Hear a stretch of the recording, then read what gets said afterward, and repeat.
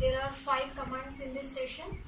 Inserting data into another table, modifying data in a table, deleting data from a table, altering table and dropping a table. So let's first one, inserting a data into another table. That means कि कोई आपका existing table है जिसमें से data उठा के आपको किसी और table में डालना है. मान लो कोई आपका table है एक student नाम का और दूसरा table है std नाम. तो स्टूडेंट में आपके फील्ड है रोल नंबर, नेम, और एसटीडी में भी रोल नंबर एंड नेम, ये दो फॉर एग्जांपल.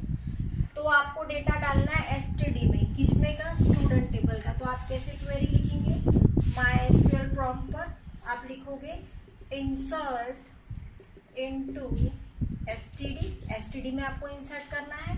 अब यहाँ पे हमको वैल्यू जो कॉलम नेम्स है वो एक ऑप्शनल है, लेकिन होता क्या है कि कॉलम नेम हम दे सकते हैं, लेकिन कई बार जो एक टेबल से दूसरे टेबल में जो हम डेटा डाल रहे हैं उन दोनों टेबल का जो स्ट्रक्चर है वो सेम होना चाहिए. दैट मीन्स कि इसमें भी 2 कॉलम है तो इसमें भी 2 कॉलम है, उनकी डेटा टाइप भी सेम होनी चाहिए और उनके साइज भी. अब देखिए, अब हमको एसटीडी में टेबल में डाटा डालना है. हम लिखेंगे इंसर्ट इनटू एसटीडी और कहाँ से डालना है डेटा, हमको कहाँ से उठाना है, सिलेक्ट स्टार फ्रॉम स्टूडेंट. मतलब स्टूडेंट में जितना भी डेटा होगा, रोल नंबर एंड नेम जितने भी होंगे वो सारे के सारे आपके एसटीडी टेबल में इंसर्ट हो जाएंगे. तो इस तरीके से आप सिलेक्ट क्वेरी के साथ में आप किसी और टेबल में डेटा को इंसर्ट कर सकते हैं.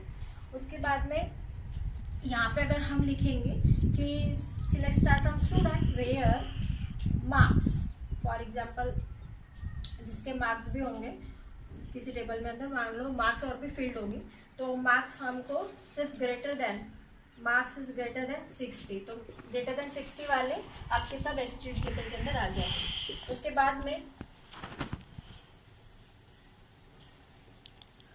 मॉडिफाइंग डेटा इन अ टेबल. अब मॉडिफाइड डेटा के लिए हम कौन सी क्वेरी लगाते हैं, हम क्वेरी लगाते हैं अपडेट की, है ना. तो कैसे लिखेंगे, MySQL प्रॉम्प्ट पर अपडेट टेबल नेम. तो टेबल नेम है, मान लो स्टूडेंट नाम का टेबल है हमारा, तो अपडेट स्टूडेंट सेट. क्या सेट करना है, हमको सेट करना था मान लो एड्रेस. एड्रेस हमको करना है कोसी. वेयर, अगर हम वेयर ना लगाए, बस इतना ही लगाए, आगे सेमीकोलन लीजिए. इस क्वेरी से क्या होगा कि वो सारे स्टूडेंट में, मतलब जितने भी रोज हैं आपके टेबल के अंदर, स्टूडेंट टेबल के अंदर, वो सबके एड्रेस चेंज कर देगा. किससे, कोसी से. मतलब सबके एड्रेस हो जाएंगे कोसी. और हमको अगर किसी पर्टिकुलर रो का एड्रेस चेंज करना है तो दैट विल, हम लोग यहाँ पर वेयर क्लॉज देंगे यहाँ पे. तो वेयर जिसका एड्रेस, मान लो जिसका एड्रेस मथुरा है, जिसका एड्रेस मथुरा है उसका एड्रेस क्या करो, कोसी करो. इस तरीके से हम टेबल के डेटा को अपडेट कर सकते हैं. Now that deleting data from table. Delete करने के लिए हम क्वेरी लगाते हैं डिलीट. क्या लगाएंगे हम, डिलीट. तो कैसे लिखेंगे, delete from table name. Table name में मान लो स्टूडेंट, तो हम लिखेंगे यहाँ पे स्टूडेंट. अब इससे क्या हो रहा है, ओनली हमने क्या दिया, डिलीट फ्रॉम स्टूडेंट. इससे जितनी भी रोज होंगी, मान लो 10 रोज होंगी इस टेबल के अंदर, 10 की 10 रो डिलीट हो जाएगी आपके टेबल में से. लेकिन डिलीट क्या कर रहा है, टेबल नहीं डिलीट कर रहा है, टेबल के डेटा को डिलीट कर रहा है. मतलब जो 10 रो थी आपके स्टूडेंट टेबल के अंदर, 10 की 10 रो उसने डिलीट कर दी. अब मुझे कोई पर्टिकुलर रो डिलीट करना है तो मैं क्या करूंगी, यहाँ पर वेयर क्लॉज लगाऊंगी. एग्जैक्टली वेयर क्लॉज के साथ में delete from student where roll number, where roll number 110. तो ये कौन सा डेटा डिलीट करेगा, जिसका रोल नंबर 110 है वो उसी रो को डिलीट करेगा, बाकी सबको नहीं करेगा. I hope you understand. उसके बाद में अल्टरिंग टेबल. अब अल्टरिंग टेबल हम क्यों यूज करते हैं, टेबल के स्ट्रक्चर से रिलेटेड है ये. टेबल को हमें जैसे टेबल में कोई कॉलम ऐड करना है या फिर एग्जिस्टिंग कॉलम में हमें उसकी कोई डेटा टाइप या उसका साइज हमको कम ज्यादा करना है, या फिर कॉलम का नेम ही चेंज करना है, तो इन तीनों क्लॉज के साथ में हम अल्टर कमांड को यूज करते हैं. तो अल्टर हम जैसे हम पहला लेंगे ऐड, नया कॉलम हमको ऐड करना है, तो will use like this alter table तो ये भी है कि टेबल, अल्टर टेबल स्टूडेंट और ऐड नया कॉलम ऐड करेंगे। जैसे कि हमने फोन नंबर ऐड करना है, तो फोन नंबर और जिसकी डेटा टाइप दे दी हमने इंटीजर। Got it? इससे आपके स्टूडेंट टेबल के अंदर नया कॉलम ऐड हो गया, फोन नंबर जिसकी डेटा टाइप है इंटीजर।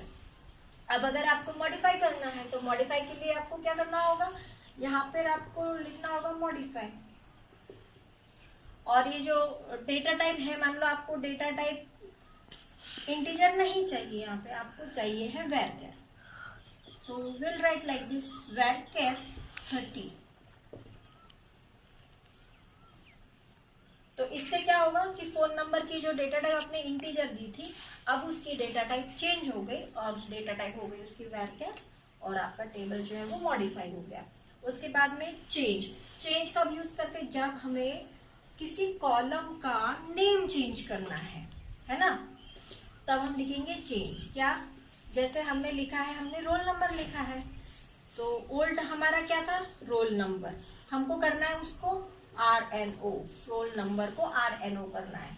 और डेटा टाइप आपको ने दी थी उसकी इंटीजर, तो आप यहाँ पे लिखोगे इंटीजर। साइज आपको देना है नहीं देना ऑप्शनल चीजें होती है। उसके बाद में सेमीकोलन, इस तरीके से। Now the next is dropping a table. Drop table का मतलब होता है कि आपके डेटाबेस से टेबल को डिलीट करना। तो डेटाबेस से टेबल को डिलीट करने के लिए आप कैसे लगाओगे, ड्रॉप टेबल नेम, और लिखेंगे हम ड्रॉप टेबल स्टूडेंट। अब इससे क्या होगा, सिर्फ रो ही नहीं, टेबल का स्ट्रक्चर भी आपके डेटाबेस से कंप्लीटली डिलीट हो जाएगा।